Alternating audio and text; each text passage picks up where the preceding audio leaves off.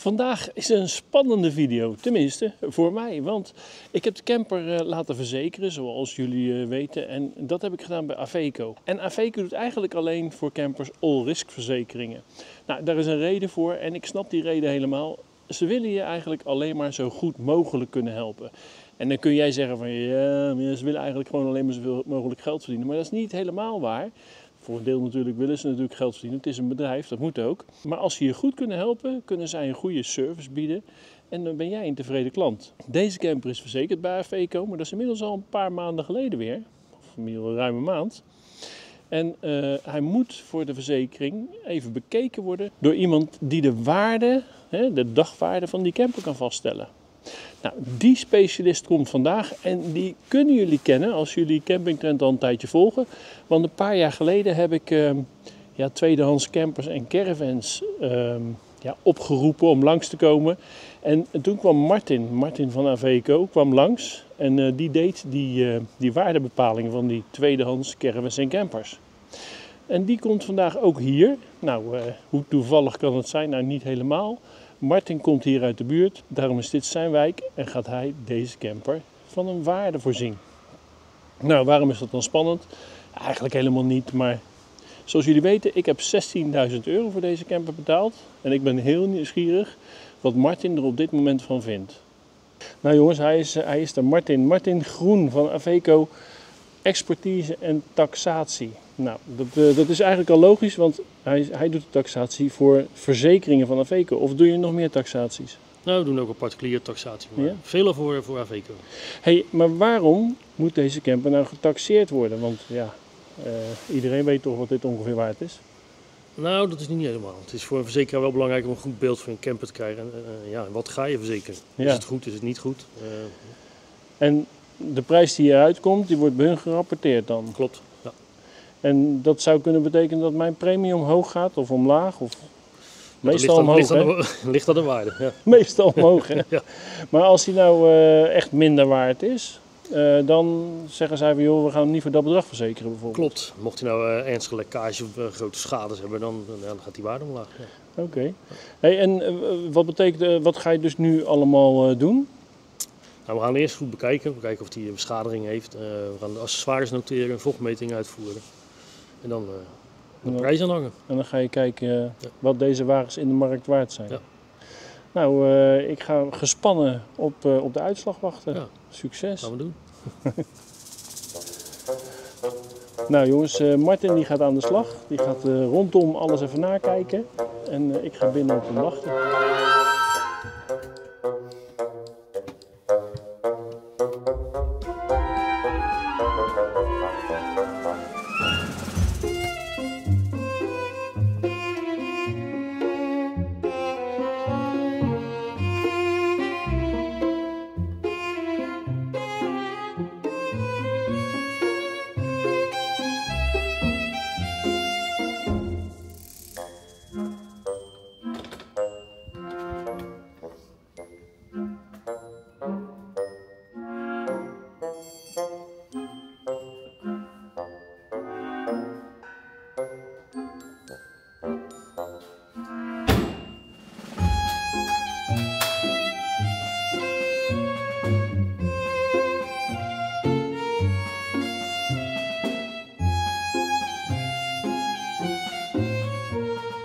Nou Martin, eigenlijk vind ik het wel mee qua tijd.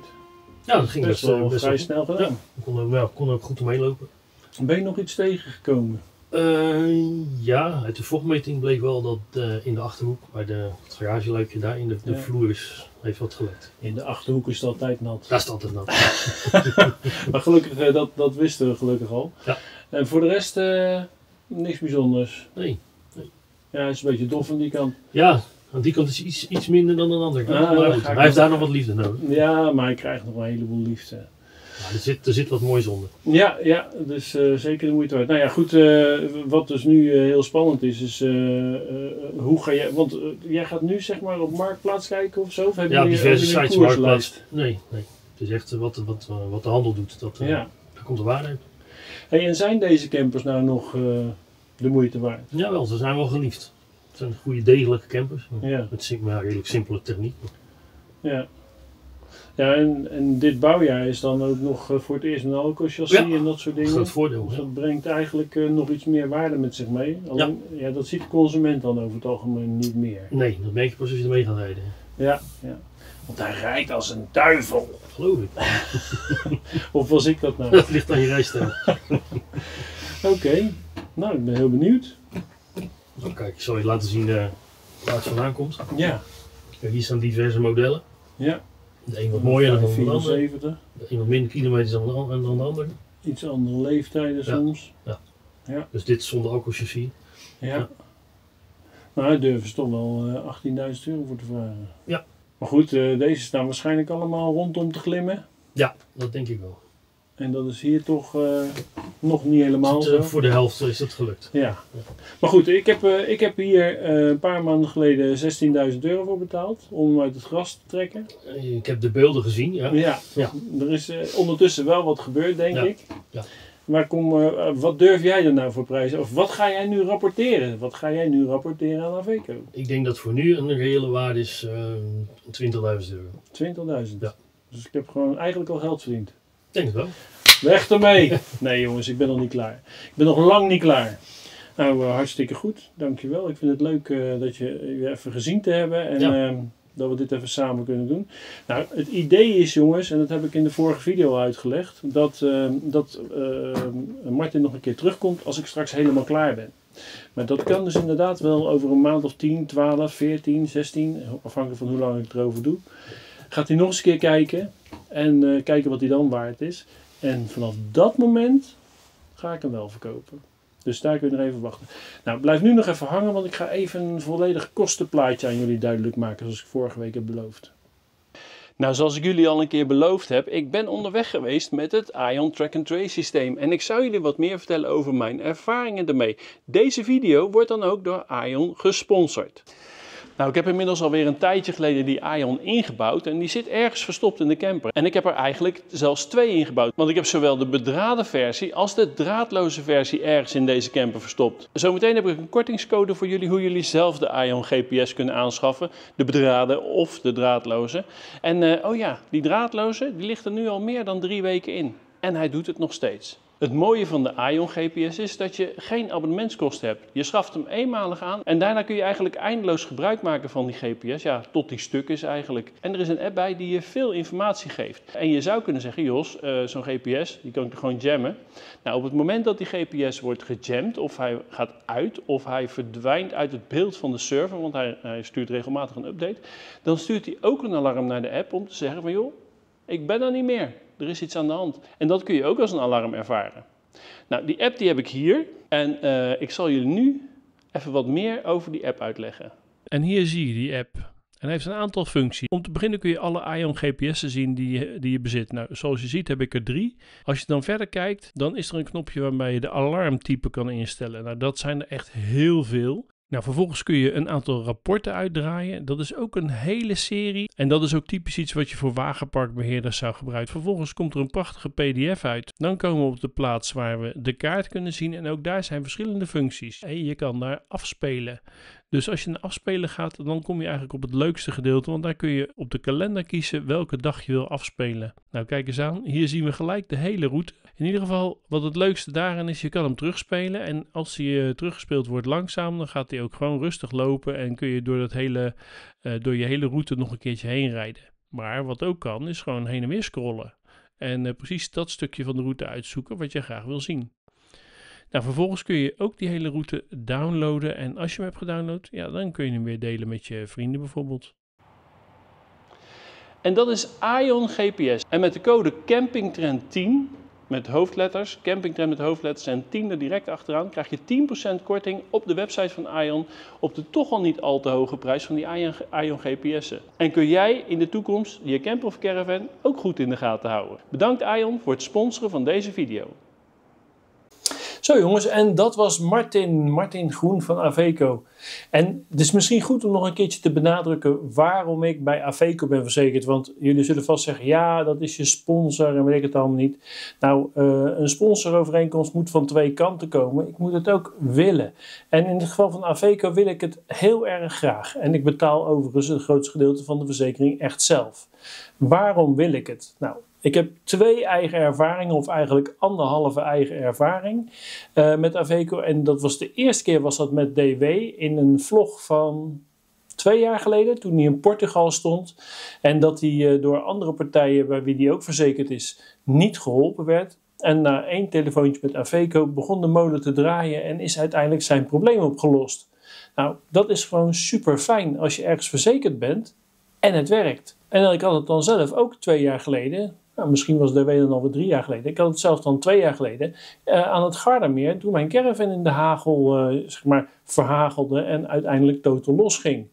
Nou, de wijze waarop dat toen was geregeld en de manier waarop er met je gecommuniceerd wordt, dat gaf mij bijzonder veel vertrouwen in de manier waarop Aveco met zijn klanten omgaat.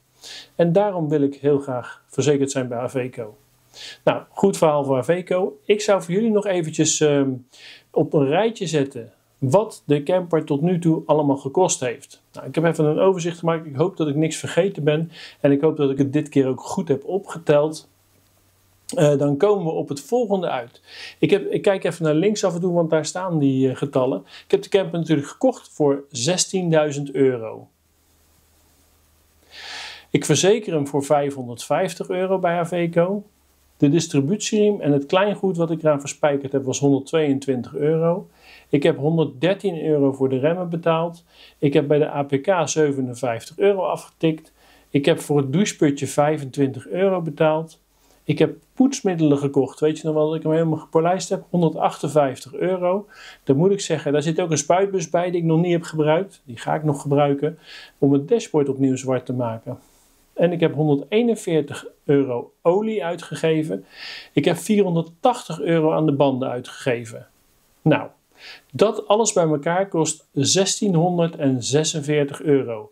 Nou, ik heb links en rechts nog heel wat kleingoed gedaan. Ik heb gereedschap moeten kopen. Ik heb bij de bouwmarkt wat spulletjes gekocht. Die heb ik er allemaal niet bij opgeteld. Het gaat even om de grote stappen. Want anders dan zou die camper nu al te duur zijn. Maar goed. Martin schatte hem dus op €20.000. 16 plus 1646 is €17.646. En daarmee kom ik dus heel goed weg voor de huidige waarde. Dan zou ik jullie ook nog even vertellen wat die video's hebben opgeleverd. Nou, ik heb het allemaal even zelf hier op een rijtje gezet en dat viel eigenlijk nog niet eens tegen. Ik heb in totaal over de Barnfind tot vandaag aan toe, deze video is dan video nummer 17, heb ik dus 16 video's gepubliceerd. En als ik dit opneem, dat is niet op het moment dat jullie deze video zien, maar dat is een paar dagen eerder, is de laatste video nog niet zo heel erg, die heeft nog niet al zijn views gehad die over het algemeen in een week krijgt. Dus die wordt nog wel wat beter.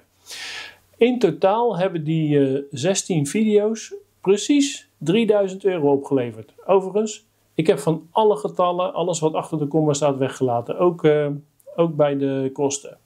Dus €3000. Dus als je even terugrekent, dan heb ik verdiend aan de video's, per video, €187. Nou, daarvoor moet ik jullie allemaal ontzettend dankbaar zijn. Want als jullie niet naar die video's keken, dan verdien ik helemaal niets met YouTube. En dan kon ik dit soort bedragen niet aan het lijstje toevoegen. En dat is toch leuk, want daaruit blijkt eigenlijk, ik heb de wegenbelasting daar eigenlijk ook niet meer opgeteld. Daaruit blijkt eigenlijk dat als ik dit maar consequent blijf doen, iedere week een videootje maken, dan zou ik in theorie zo'n camper kunnen rijden op basis van de video's. Kopen is er nog niet bij, maar misschien redden we dat in 5 jaar. Ja, en dat ten aanzien van de kosten en de opbrengsten rondom de Barnfind Hymer. Ik vond het ontzettend leuk dat jullie er weer bij waren. Ik ga nu eens even bedenken wat ik volgende week aan de Hymer kan doen. Ik weet dat die binnenkort gepolijst gaat worden. Dat zou eigenlijk deze week gaan gebeuren, maar dat is helaas niet doorgegaan. En dat kwam dan weer omdat de andere Hymer iets later werd afgeleverd. Nou, superleuk dat je erbij was. Bedankt voor het kijken. Geef hem een duimpje. Vergeet niet te volgen als je dat nog niet hebt gedaan. Druk op abonneren dus. En dan zie ik jullie heel graag weer bij de volgende klus. Tot de volgende.